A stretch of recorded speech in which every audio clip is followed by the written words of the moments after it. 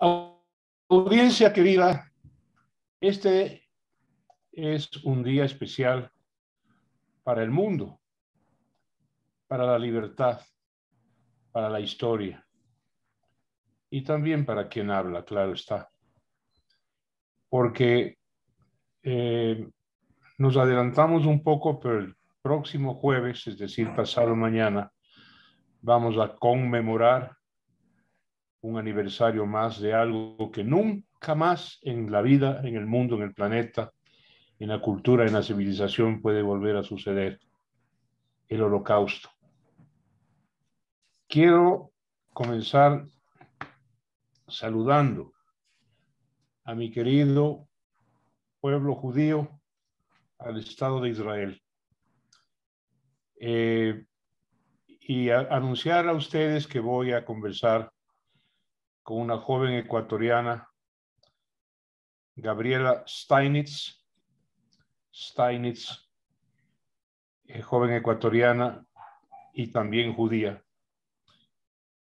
Y vamos a tocar un poquito después el tema de su abuela, Trude Soika. El nombre de Trude lleva la fundación actual porque la abuela Soika estuvo en un campo de concentración. Gaby, Gabriela, te doy una cordial bienvenida, estrecho tu mano y te digo gracias por aceptar esta invitación. Muchas gracias, Marcelo. Bueno, permíteme hacer una pequeña reminiscencia histórica. El pueblo judío, la nación judía, la tradición, la cultura, tiene 5.000 años de existencia. Es probablemente una de las presencias civilizatorias más antigua que el Egipto de los faraones inclusive, porque data de la salida de el patriarca Abraham desde Ur de Caldea. Caldea tenía 3 ciudades: Ur, Nippur y Lagash. Abraham sale de Ur de Caldea y es, pues, por así decirlo, el padre fundador de una historia milenaria, pero también de un sufrimiento y de un dolor milenarios, porque la nación judía, la tradición, la cultura han sido agredidas históricamente de la manera más inhumana.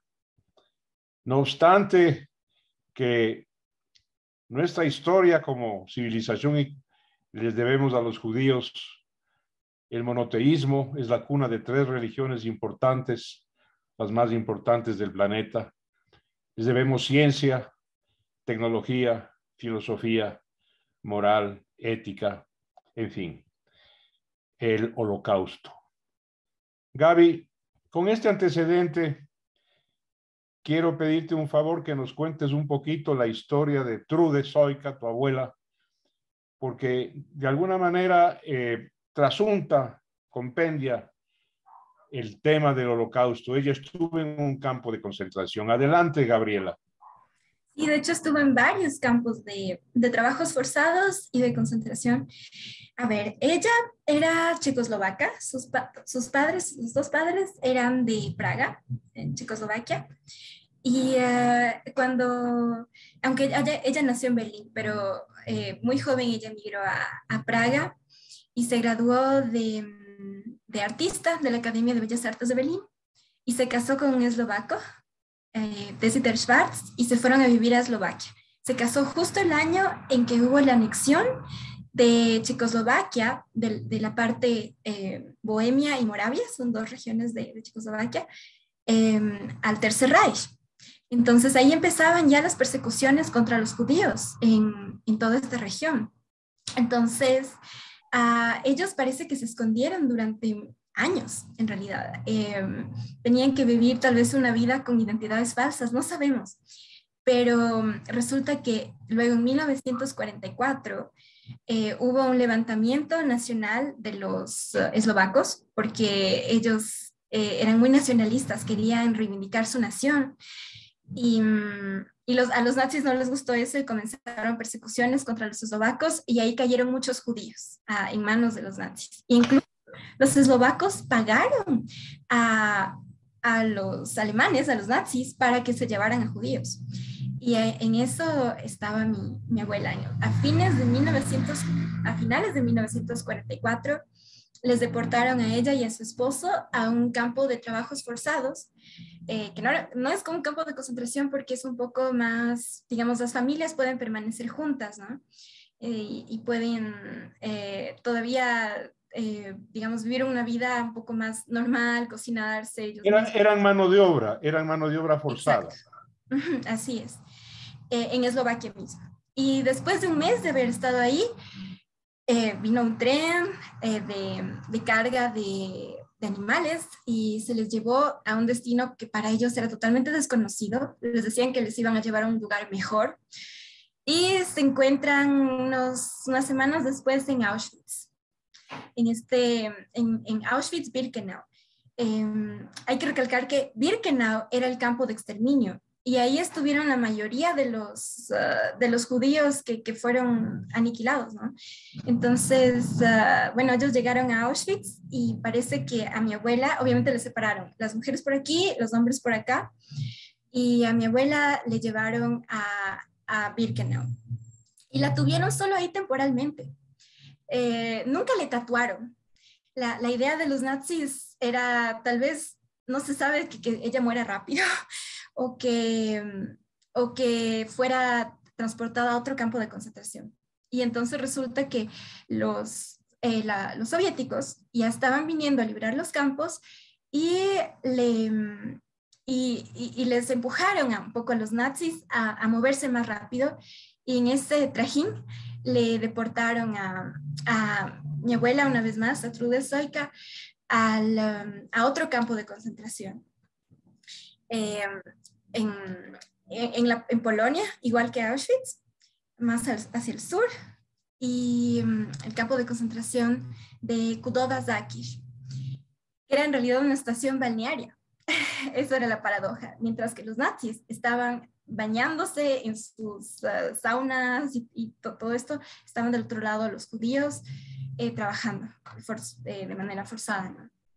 Dime una cosa, Gabriela, ¿qué edad tenía Trude cuando todo esto acontecía?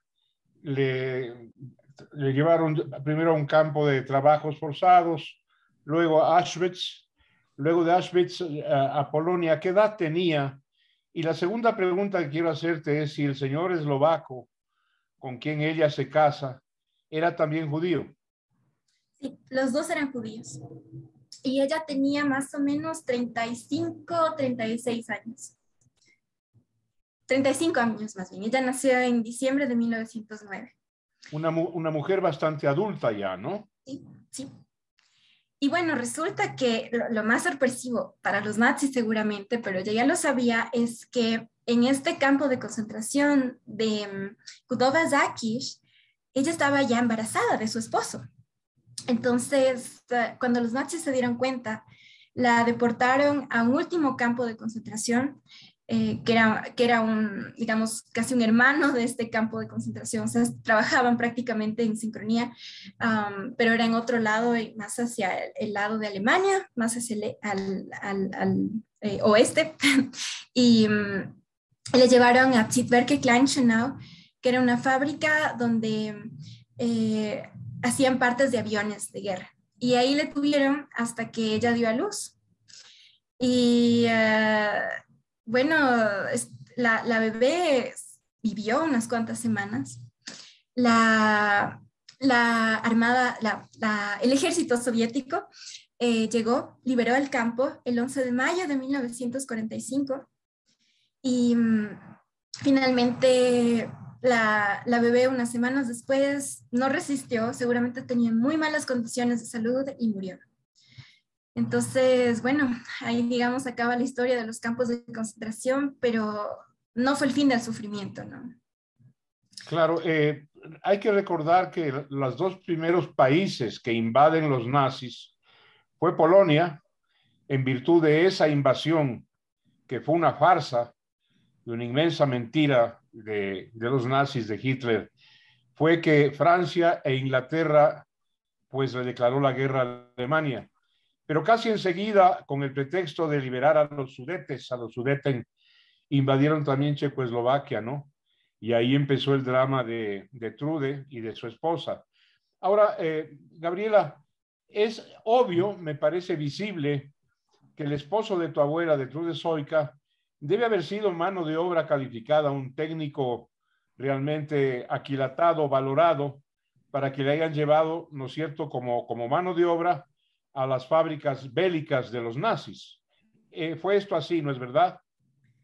Y bueno, los dos, mi abuela y Desider, venían de familias bastante acomodadas y reconocidas. Él era contador. Creo que trabajaba antes de la guerra como funcionario público. Entonces sí tenía su puesto, digamos. De Eslovaquia era él, ¿no? De Eslovaquia. Claro. ¿La Trude también era eslovaca o era checa? Ella era checa. Bueno, antes Checa, ¿no? Chequia y Eslovaquia, ¿no? Checoslovaquia se separó en las dos regiones en 1993. Entonces era Checoslovaquia y prácticamente se consideraban muy similares, muy parecidos, un mismo país, ¿no? Claro, y hay que recordar esto. Actualmente son dos repúblicas, dos estados separados, diferentes, la República Checa y Eslovaquia, pero eran una sola cosa. Y hay que recordar que tenía una fama extraordinaria Checoslovaquia por sus fábricas industriales, ¿no? Fabricaban todo, automóviles, aviones, inclusive armamento. Te quiero contar una cosa, quien habla fue militar del ejército ecuatoriano, cuando nuestro ejército tenía un fusil llamado el Mauser corto, ¿no es cierto?, que era fabricado en Československa, en Checoslovaquia, en la fábrica Zbrojovka. Un fusil de extraordinaria precisión, un arma realmente noble, como todo lo que hacía esa gente, ¿no? Porque conjuntamente, y hay que reconocerlo, con los alemanes, la industria de Checoslovaquia tenía muchísimo prestigio en el mundo. Gabriela. Sí, absolutamente. Estaba apagando mi celular para que no suene. Sí, así es. Tenía mucho reconocimiento también los zapatos. Mi abuelita a veces cantaba un refrán de unas canciones de propaganda para zapatos Bacha, que ahora se conoce como Bata, ¿no? Entonces sí era una potencia. Sí, sí. Dime una cosa, cuando llega el Ejército Rojo, porque todo el este europeo, Centro Europa y Hungría, Polonia, incluyendo los países eslavos del sur y los llamados Yugoslavia, estaban tomados por los nazis y fueron liberados por el Ejército Rojo, bajo la orden de Stalin, ¿no? Stalin les dijo a sus soldados, avancen y mueran, imagínate tú, avancen y mueran. Entonces, llegaron primeros de ellos a los campos de concentración más despiadados, y resultas de eso es que entraron en Berlín mucho antes que los occidentales, que el ejército aliado, ¿no es verdad? Sí. Y ahí es cuando, sí, después de la guerra, ¿no? Se separaron, ¿no? Los Berlín este y oeste. Claro, Alemania, tanto como en la Primera Guerra Mundial, porque Alemania, caramba, siempre es campeona para armar las broncas, ¿no? Literalmente armó la Primera Guerra Mundial y armó la Segunda, y entonces el mundo en las dos ocasiones decidió o había decidido sancionar y tener muy vigilada, rienda corta con Alemania, tanto después del Tratado de Versalles en 1918-19, cuanto en 1945. En el 45 es cuando Occidente y los comunistas dividen Alemania en Alemania federal, la del oeste, la democrática, y la Alemania comunista, ¿no? La llamada Alemania democrática, como tú bien conoces. Ahora bien, cuéntanos, ¿en qué año llega Trude aquí al Ecuador? En 1946. Y no fue fácil. Ella llegó aquí porque, bueno, primero yo creo que ella estuvo buscando, ¿no? A sus familiares, a ver si su esposo aparecía, resulta que murió poco antes de la liberación. Eh, Buscó al resto de su familia, su madre, todos habían muerto.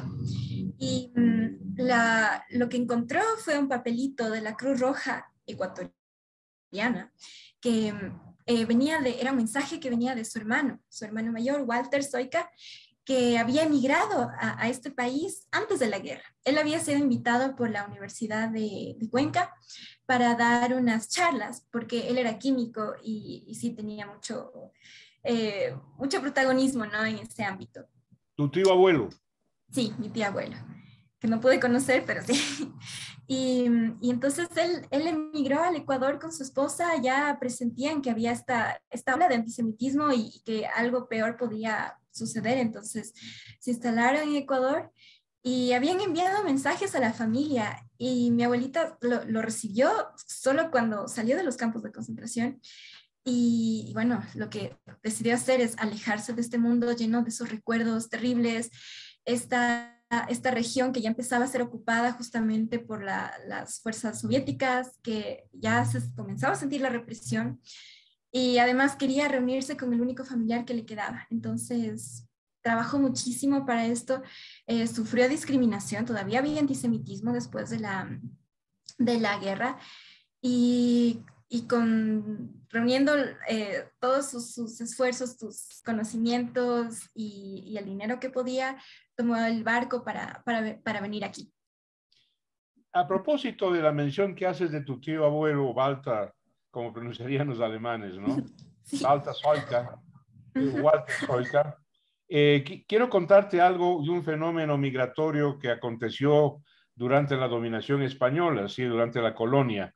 La región austral, que hoy conocemos como Azuay, como Cuenca, Cañar y también Loja, fue recipiendaria de 2 o 3 olas de migrantes judíos sefarditas, porque cada vez que la corona española quedaba endeudada con la banca judía y no tenían para pagar, empezaban a perseguirlos.